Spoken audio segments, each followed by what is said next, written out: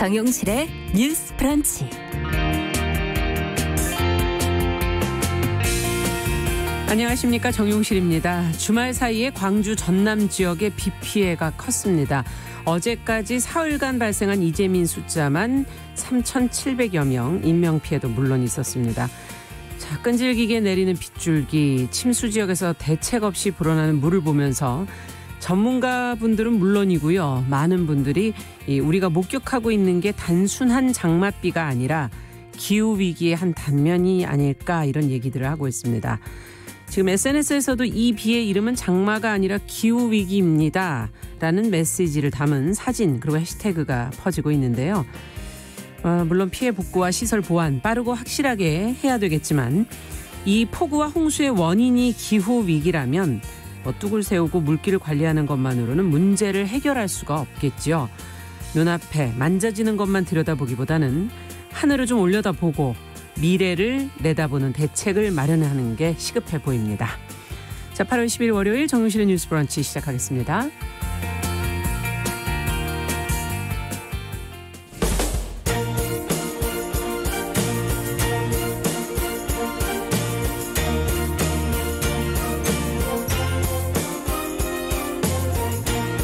여성의 감수성으로 세상을 봅니다.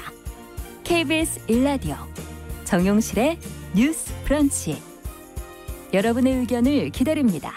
문자는 샵 9730으로 보내주세요. 짧은 문자 50원, 긴 문자 100원이 부과됩니다. KBS 모바일 콩, 유튜브를 통해서도 무료로 참여하실 수 있습니다. 네, 정용실의 뉴스 브런치는 항상 여러분들과 함께 프로그램 만들어가고 있습니다. 오늘도 처음 들어오신 분이 계시네요. 이난영님께서는 채팅방 창에 처음 들어오셨다고 써주셨고요. 최희철님, 8498번님, 오영찬님, 아카시스님, 방산월님, 이렇게 많이 들어오셨습니다. 유튜브로도 많이 들어오셨어요. 오늘 유튜브 음향이 잘 안 들렸었나 봐요. 이제 괜찮죠? 예, 잘 들리십니까? 예. 자, 많은 분들 또 참여해 주셨네요. 감사드립니다. 오늘 1000분이 넘게 들어오셨네. 예. 자, 오늘은 첫 코너 뉴스픽으로 시작하는데요. 송문희 박사님이 휴가를 가셔서 오늘 전혜연 의사평론가 어깨가 무겁습니다. 안녕하세요. 안녕하세요. 저희 청취자분 중에 아이디를 써니스카이라고 쓰시는 분이 자주 들어오셨어요. 들어오셨습니까? 네. 요즘 우리가 가장 보고 싶은 것 중에 하나가 써니스카이가 아닐까 생각이 듭니다. 그리고 이 코로나 블루라는 말이 있을 정도로 국민들이 많이 힘든데요. 장마 피해 좀 최소화되고 날씨도 그러니까요. 좀 풀려서 좀 사람들이 밝은 얼굴로 다녔으면 하는 바람입니다. 맞습니다. 자, 오늘 내일 이틀간 지금 함께 자리를 해주시는 김지미 변호사, 안녕하세요. 네, 안녕하세요. 네. 김지미 변호사입니다. 이 시간 가끔 들어보셨어요? 저 지난번에 기사로 떴길래 여성들에 관한 거라고 그런 프로가 생겼다고 기사가 떴길래 한번 들어가서 보고 찾아서 들은 적이 있습니다. 예, 이제 출연하셨으니까 가끔 또 참여해 주시고요. 네, 그래야죠. 예. 네. 자, 오늘 지금 이제 저희가 비 피해 얘기로 시작을 했기 때문에 첫 뉴스도 좀 그걸 살펴보죠. 중부 지역, 전남 지역 이제 호우 피해가 심각해서 저희가 특별 재난 지역 선포 지금 검토하고 있는 부분도 있고 또 요구하는 지역들도 있고요. 어떻게 지금 제외된 지역이 좀 있어서 추가해달라 이런 요구들 나오고 있거든요. 어떤 상황인지 전혜연 평론가께서 관련 내용을 좀 정리해 주시겠어요? 예, 물론 전국이 이번 장마로 몸살을 앓고 있지만 특히 심각한 곳은 충청도라고 많이 지금 얘기가 되고 있죠. 네. 7곳 정도가 이미 특별 재난 지역으로 선포되는데요. 충북의 충주, 제천, 음성이고요. 충남은 천안, 아산, 강원도의 경우에는 철원, 경기도 안성시 이렇게 지난 7일 이미 선포가 됐습니다. 네. 그런데 집중호우 피해가 워낙 크다 보니 추가로 지정해달라라는 요청이 지금 나오고 있는데요. 충북의 경우에는 진천과 단양 지역에 대해서도 정확하게 피해 조사를 해서 추가로 지정해달라 이렇게 건의를 하고 있습니다. 예. 충남의 경우에는 지금 4곳을 본래 특별재난지역으로 신청을 했거든요. 지금 천안, 아산만 되어 있기 때문에 금산과 예산 지역으로도 좀 해달라 이런 곳입니다. 지금 지자체의 경우에는 집중호우가 계속되다 보니 공무원들도 지금 비상근무를 하고 있지만 그렇죠. 좀 여력이 없다라는 요청이 계속 나오고 있는 상황입니다. 네. 정세균 총리가 8일 충남 아산을 방문했고 또 9일에는 광주 전남 지역을 방문했는데요. 지역 주민들이 여러 가지 요청을 한 것으로 알려져 있어요. 정 총리의 경우에는 좀 빨리 피해가 복구가 되고 유사한 어려움을 겪지 않도록 정부가 좀 신속하게 특별재난지역을 선포하겠다라고 했는데 어떤 결과가 나올지는 좀 오늘도 지켜봐야 되는 상황이고요. 그렇죠. 정청래의 발언 중에서 참 눈에 띄는 부분이 있습니다. 네. 복구에 대해서는 속도전을 얘기를 했어요. 복구 빨리 해야겠죠. 그렇죠. 그런데 제가 더 주목한 부분은 이 부분입니다. 항구적이고 근본적인 대책을 세워야 된다. 우리 사실 이런 장마나 홍수로 인한 피해가 나올 때마다 어디까지를 자연재해로 봐야 되는지 어디까지를 인재로 봐야 되는지 굉장히 논란이 많습니다. 그리고 사전 예방이 사실 굉장히 중요하죠. 그렇죠. 문재인 대통령도 지나칠 정도로 해라라고 했는데 그런 대책도 이번에 같이 검토되었으면 하는 바람입니다. 네. 자, 특별재난지역 선포가 되면 어떻게 달라지는 건지, 선포 기준은 또 뭔지, 지금 이제 포함되지 않은 지역들은 또 왜 포함이 안 됐는지 여러 가지를 좀 검토를 해보죠. 두 분께서는 어떻게 좀 들여다보고 계십니까? 네, 특별재난지역이라는 게 어떤 대형 사고나 이렇게 자연재해가 났을 때 피해를 입은 지역에 이제 국고를 보조해주는 그런 방식으로 대통령이 이제 선포를 하는 건데 네. 이게 어떤 기준이 있어야만 되잖아요. 그렇죠. 그러니까 사전에 객관적인 기준이 마련되어 있어야 어디는 해주고 뭐 어디는 안 해주고 뭐 이런 일들이 없기 때문에 그게 지금 재난 및 안전관리 기본법이라는 법에 일단 규정이 되어 있고요. 네. 법에 일일이 다 규정을 할 수 없기 때문에 이게 시행령을 이렇게 타고 들어가서 봐야 되기 때문에 좀 복잡해요. 그래서 네. 아마 기사에도 기준에 대해서는 사실 잘 안 나오더라고요. 있는데 예. 그게 지자체들마다 재정 자립도나 재정 능력이 다 다르잖아요. 근데 어느 지역에 피해가 컸는데 그 지자체는 재정 자립도가 굉장히 높다. 재정 능력이 좋다라고 하면 굳이 국고를 보조해 줄 그렇죠. 필요는 없는 것이고 뭐 피해를 좀 덜 받았다고 하더라도 재정 능력이 좀 열악한 지자체는 있을 수 있기 때문에 이제 그런 데는 또 지원을 해줘야 되고요.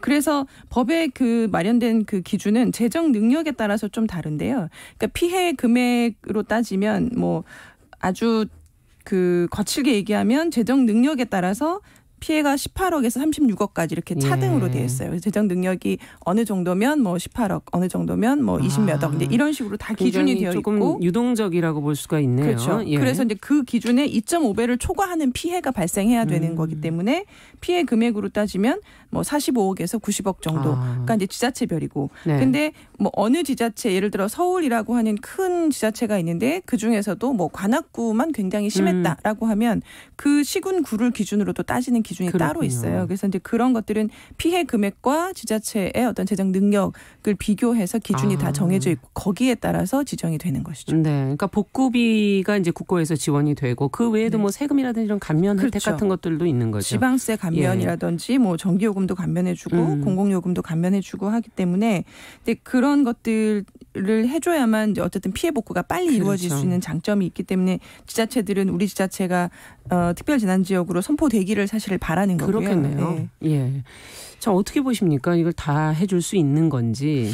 물론 이제 여러 가지 심의를 거친다든가 말씀드렸듯이 현장조사 이런 것이 되기 때문에 그런 과정을 거쳐서 하는 것이 필요하고요. 이제 다만 저는 강조하고 싶은 것이 지난해 강원도 대형 산불 난 이후에 예, 특별재난지역이 선포가 됐습니다. 그런데 자세히 보시면 시 단위가 물론 있어요. 속초시, 강릉시, 동해시가 당시에 지정이 됐었는데 네. 예를 들면 고성군, 인제군 제가 이 고성군에 근무하는 공무원들 사례를 들었는데 이 산불 피해로 인해서 집에서 있지 못하는 노인들이 주거지라든가 식사라든가 여러 가지 문제가 생기다면 이 지원을 이제 공무원들이 많이 하게 됩니다. 그렇죠. 그렇다 보니 공무원들이 쓰러질 지경으로 봉사를 하게 되는 거예요. 그러니까 이게 물론 재정 자립도도 중요합니다만 현장에 가보면 인력도 부족하거든요. 그렇죠. 조금 극단적으로 말해서 가용할 수 있는 인력 자체가 한계 있는 경우가 많고요.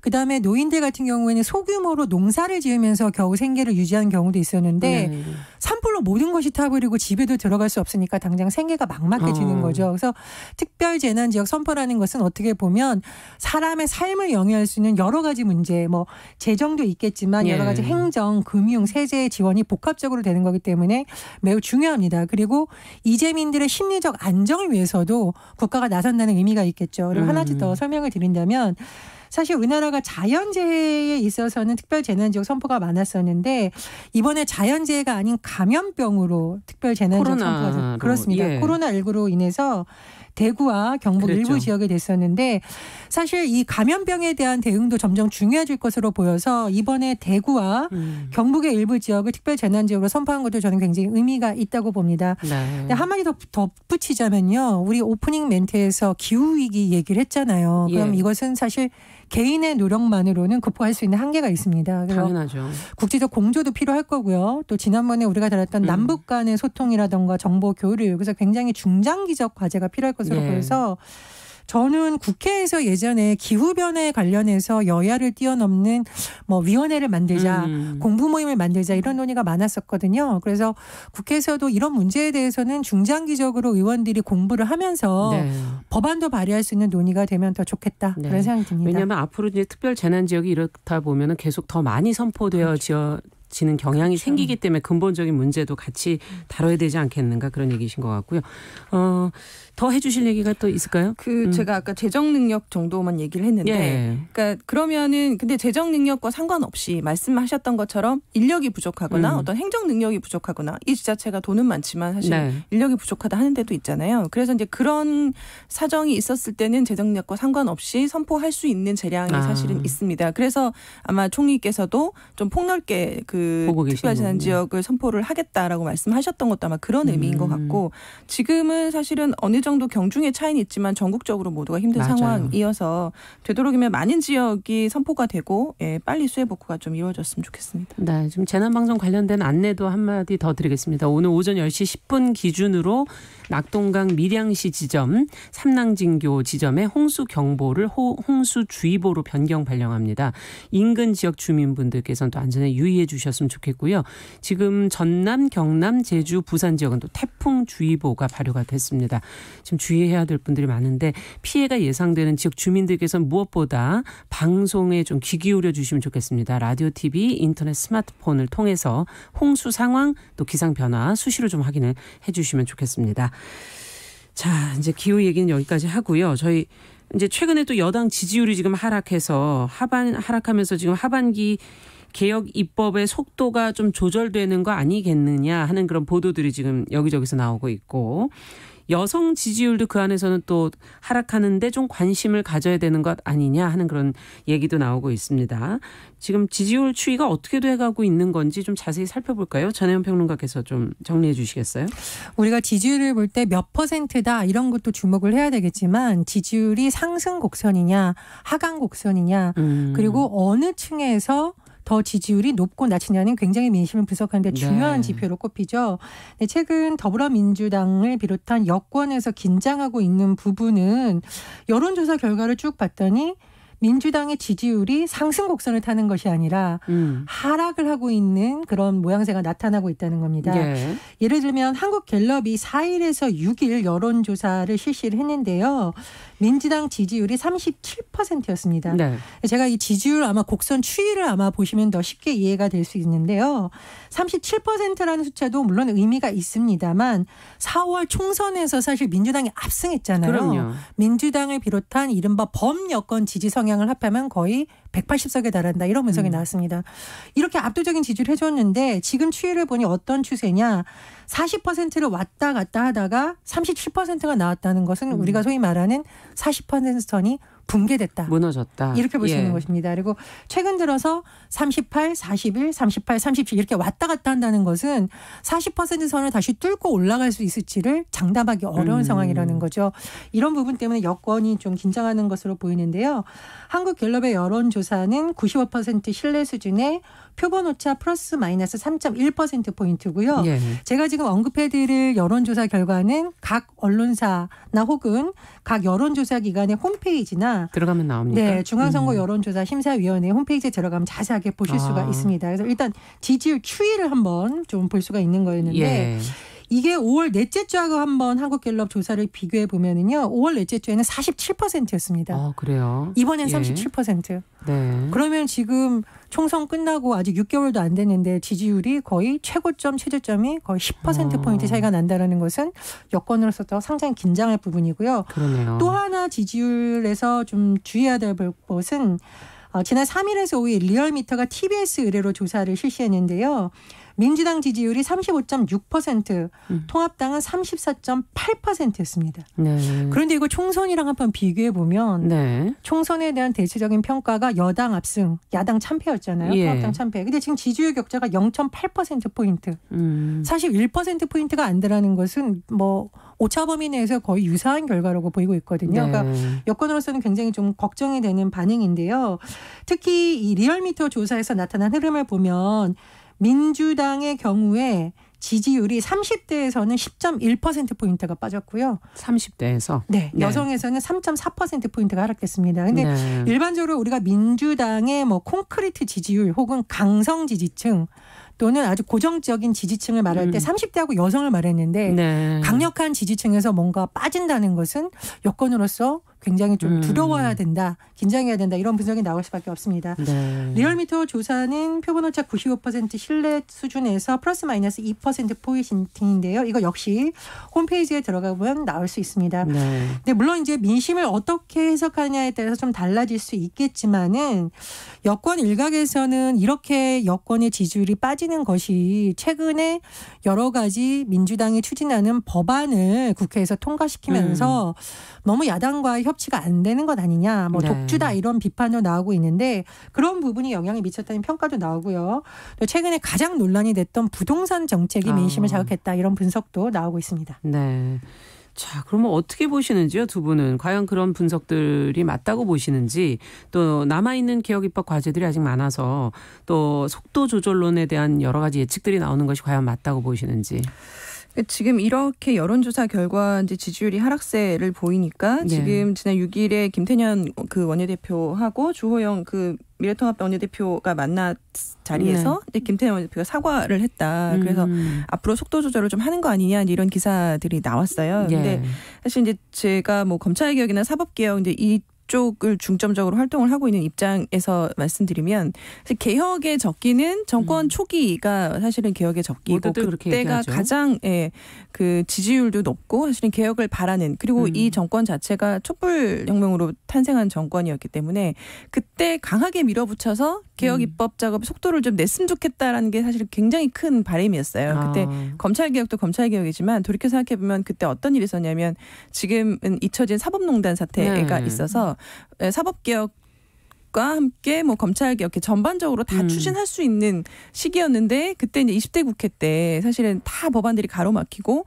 잘 안 됐단 말이죠. 그래서 패스트트랙을 태우면서 겨우겨우 이제 통과한 게 수사권 조정 법안하고 지금 공수처 설치 법안인데 그런 상황을 지금 3년 넘게 쭉 지켜본 입장에서는 이게 속도 조절, 개혁 입법과 관련해서는 사실 속도 조절을 할 문제인가라는 생각이 들고요. 그러니까 그 개혁 입법이라고 제가 말씀드리는 건 저는 이제 권력기관 개혁의 입장에서 말씀드리는 거고 지금 지지율 추이가 이렇게 된 것은 사실 저는 부동산이 가장 크지 않나라고 생각이 들고 여성 지지율 같은 경우는 민주당의 이제 된 어떤 성추문들이 있었잖아요. 뭐 오거돈 부산시장도 그렇고 박원순 시장도 그렇고 뭐 그런 것들이 이제 연이어서 발생했는데 그것을 대하는 민주당의 태도에 사실은 문제가 있거든요. 근데 선명하지 못했다라는 비판에서는 자유로울 수 없죠. 근데 그런 것들 때문에 이제 여성 지지율은 좀 빠지지 않았나 싶고, 근데 그래서 뭐 다시 말씀드리면 개혁 입법 작업의 속도전은 안 된다.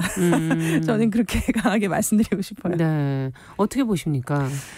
저는 이제 유사한 부분도 있고 조금 생각이 다른 부분도 있는데요. 일단 이제 권력기관 개혁에 대해서는 뭐 저도 늘 주장을 했던 바이고 검찰 개혁은 이렇기 때문에 안 되고 저렇기 때문에 안 된다라고 하면 영원히 할 수 없는 과제이기 때문에 마치 검찰 개혁과 민생 문제가 상반된 것처럼 하는 프레임에는 문제가 있다 해야 됩니다. 이제 그것은 저는 해야 된다고 생각을 하는데 다만 여당이 이렇게 압승을 하도록 국민들이 밀어줬는데도 이렇게 민심이 이반하는 지점은 뭔지는 여당이 좀 돌아봐야 된다고 생각을 합니다. 그러니까 여당이 과연 야당을 설득하려고 최선을 다했는지 네. 이런 부분에 대해서는 지금부터 전략을 좀 수정해야 된다고 보고요. 자칫하면 이것이 여야의 문제가 아니라 지금 민주당이 권력을 친 거대 여당이라는 프레임에 묶일 수가 있습니다. 네. 그래서 국민들이 보기에도 야당 설득 정말 하려고 다 했는데 야당 협조 안 해서 하려면 할 수 있는 모든 것은 다 해야 된다. 더 많은 노력이 필요하다 이렇게 생각을 하고요. 두 번째로 저는 여성 지지층이 흔들리고 있고 30대가 흔들리고 있다는 부분은 여권이 정말 긴장해야 될 부분이라고 생각을 합니다. 그러니까 50대와 60대라던가 20대도 물론 중요한데요. 30대가 사회생활하면서 집을 이제 좀 사야 되나? 그리고 보통 뭐 아이가 한둘 있거나 이런 생활 문제에 굉장히 민감한 세대라고 보거든요. 그렇죠. 그래서 저는 이런 민심이 개혁 입법을 반대해서 나타나는 것이 아니라 먹고 사는 문제, 뭐 부동산 문제라든가 최근에 수도면 논란이라든가 이런 면에 있어서 생활 밀착형이 있어서 정부가 신뢰를 주지 못하는 점이 좀 영향을 미쳤다고 생각을 하고요. 여성들의 경우에는 말씀해 주셨듯이 사실 거듭된 논란에 대해서도 청와대나 여당이 초기에 그렇게 납득할 만한 상식선의 수준의 태도를 보인 것이 아니라 마치 일부 정치인들은 비호하는 듯한 논란에 휩싸였습니다. 그래서 이 부분에 대해서는 청와대도 민주당도 성인지 감수성이나 인권 감수성을 다시 세우고 그렇죠. 원칙으로 돌아가서 네 편 내 편이 아니라 대응하는 것이 필요하다 이렇게 생각합니다. 예. 자, 그러면 이 뉴스는 여기까지 듣도록 하고 앞으로 우리도 추이를 좀 계속 보면서 관련 내용을 좀 점검을 해보도록 하겠습니다. 마지막으로는 청와대 노영민 비서실장 수석비서관 5명의 사의 표명. 이제 앞서 저희가 분석했던 부동산과 관련된 어떤 보유 관련 역풍을 맞고 지금 책임을 지고 자리를 물러서려고 하는 것 아니냐. 또 직보다는 집을 택하는 거 아니냐. 뭐 여러 가지 지금 해석들이 나오고 있는데 참모들의 사의 표명 두 분 어떻게 보셨는지 의견을 두 분께 좀 들어볼까요? 어떻게 보십니까? 그래서 이것도 역시 이제 앞서 말씀드렸던 부동산 문제 연결된 연상선상에 있는 얘기죠. 네. 대한민국의 지금 부동산 문제 너무 중요한데요. 네. 이것을 잘 풀지 못하면 진짜 뭐 국민들의 피해도 물론이거니와 여당 입장에서도 굉장히 심각하게 바라볼 사안이 아닌가 싶고 이제 그것 때문에 지금 뭐 사표를 전격적으로 낸 것으로 보이고 오늘 아침의 뉴스는 뭐 순차적으로 수리할 것으로 보인다 이렇게 나왔고 뭐 신임 수석들에 대한 하마평 기사도 지금 뭐 꾸준히 나오고 있는데요. 저는 사실 다른 것보다는 제가 너무 저의 관심사에 대해서만 얘기하나요? 너무 치우친. 뭔지 궁금한데요. 네. 이 권력기관 개혁을 바라보는 입장에서 사실 민정수석 굉장히 중요한데 지금 민정수석으로 하마평이 오르시는 분들이 다 검찰 출신이에요. 지금 김호수 전 차관하고 신현수 전 기조실장 이렇게 얘기가 나오고 있는데 사실 저희가 검찰 출신이 민정수석으로 갔을 때 어떤 일이 있었는가 하는 것은 이제 박근혜 정부 때 뭐 우병우 수석도 그렇고 여러 차례 있었거든요. 그래서 그 민정수석이라는 그 자리가 지금 남아있는 그 권력기관 개혁 작업을 꾸준히 지금 밀고 나가야 되고 지금 검찰청법 개정안이나 그 시행령 입법 예고가 됐지만 상당히 부족하거든요. 그래서 그거에 대해서 사실은 다시 말할 수 있는 기회가 있었으면 좋겠는데 이제 그런 입장에서 이것을 강하게 밀고 나가야 되는데 검찰 출신이 간다? 그럼 저는 이 검찰 개혁은 사실 이 문재인 정부 하에서는 이제 끝이다라는 생각이 들고요. 그래서 제발 그 선택만은 좀 하지 말아 주셨으면 좋겠다라는 생각이 들고 이 직보다는 집을 택했다라고 하는 기사들이 나오는데 사실 저는 그렇게는 생각하지 않고요. 그럴 거면 사실 처음부터 사표를 냈겠죠. 이제 이 국면은 지금 그런 국면은 아닌 것 같고 뭔가 이 사태에 책임을 지겠다라는 것 같고 뭐 기사에서는 대통령께서 되게 뭐 대노하셨다 뭐 이런 얘기들도 나오고 있잖아요. 뭐 분위기 쇄신 차원이나 책임을 진다는 차원에서 그리고 이제 마지막 이제 그 임기 한 2년 정도 남은 시점에서 사실은 뭐 그 참모들을 좀 교체할 시기도 어느 정도는 하죠. 됐다라고 보여지기 때문에 과연 그 타이밍이 적절하냐 뭐 이런 얘기도 나오고 있고요. 타이밍의 문제라기보다는 저는 적임자들이 과연 찾을 수 있겠는가라는 거죠. 그게 훨씬 더 중요하지 않나 싶습니다. 그 뒤에 부분을 더 걱정하시는 거군요. 어떻게 보십니까? 저는 거듭 강조하건데 청와대 내부에서는 외부에서 뭐 청와대 문제를 얘기할 수는 없죠. 청와대 참모들이. 저도 내부에서는 좀 토론과 활발한 쓴소리가 지금은 정말 필요한 시기이다. 왜냐하면 정권 하반기에서 문제는 사실 대통령의 측근이라던가 권력 내부에서 터지는 경우가 많습니다. 지금이야말로 내부가 긴장해야 될 시기거든요. 내부의 긴장이라는 것은 내부에서도 서로에 대해서 견제하고 비판할 때 가능한 것이기 때문에 청와대 내부에서 그런 문제가 좀 활발해져야 된다고 생각을 하고 만약에 이 부동산 문제도요. 네. 노영민 실장이 1주택 원칙을 얘기했을 때 빨리 처분했으면 이렇게까지 국민들의 조롱거리가 되지는 않았을 거라고 봅니다. 왜 얘기를 못했을까요? 전 그게 굉장히 안타깝고요. 또 하나 강조하고 싶은 것은 이번에 사의를 표명한 수석들 중에 정무수석이 들어가 있습니다. 민정수석과. 예, 그렇죠. 민정수석 중요성은 뭐 강조를 해주셨고 정무수석의 역할이 이제 가교 역할인데 물론 이제 강기정 정무수석을 제가 개인적으로 취재하면서 보면 굉장히 소탈하고 솔직하고 뭐 좋습니다만 사실 야당과의 관계에 있어서는 그렇게 좀 매끄럽지 않다는 평가가 있습니다. 그래서 앞으로 정무수석이 어떤 분이 되든 간에 정말 중요한 것은 야당을 설득하는 노력이다. 야당이 이제 그만해도 할 정도의 노력을 기울였을 때 국민들도 인정을 하는 거죠.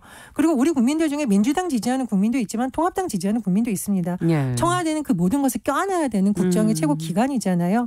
그런 점을 반영해서 좀 인사가 됐으면 하고요. 제가 가장 강조하고 싶은 거 성인지 감수성 부족한 인사 여권에서 정말 아예 생각도 하지 말아라. 아예 생각도 하지 말아라. 예. 예, 그런 점 강조하고 싶습니다. 네.